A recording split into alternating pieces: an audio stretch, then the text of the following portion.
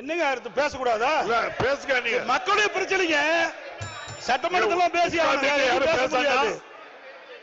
தயவுசெய்து அமைதியா இருங்க, உட்கார்ந்துட்டு பேசணும். நீங்க மாண்புமிகு பேரவைத் தலைவர்களே, நான் அவையுடைய கவனத்திற்கு கொண்டு வருவது, இதையெல்லாம் முன்கூட்டியே நடவடிக்கை மேற்கொண்டிருந்தால் இவ்வளவு பிரச்சனை வந்திருக்காது, மக்கள் போராடி இருக்க மாட்டாங்க. அதைத்தான் அரசுடைய கவனத்துக்கு கொண்டு வர்றேன். அது மட்டும் இல்ல, மாண்புமிகு அவை முன்னவர் மாண்புமிகு எதிர்கட்சி தலைவருக்கு உறக்கமா பேசுறாரு, நானும் பேசிடுவேன்.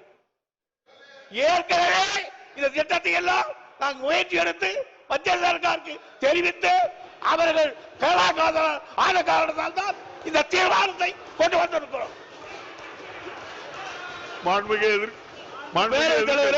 ஒண்ணு ஜாதிக்கு படியல இப்படிதான் பேசி ஆகணும், வேற எப்படி பேச முடியும்?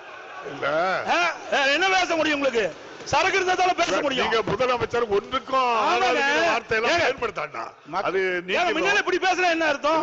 நீங்க சரியான முறையில் என்ன சட்டமன்றம் தானே, ஒரு மூத்த உறுப்பினர் மற்றவருக்கு வழிகாட்டியா இருக்கணும்.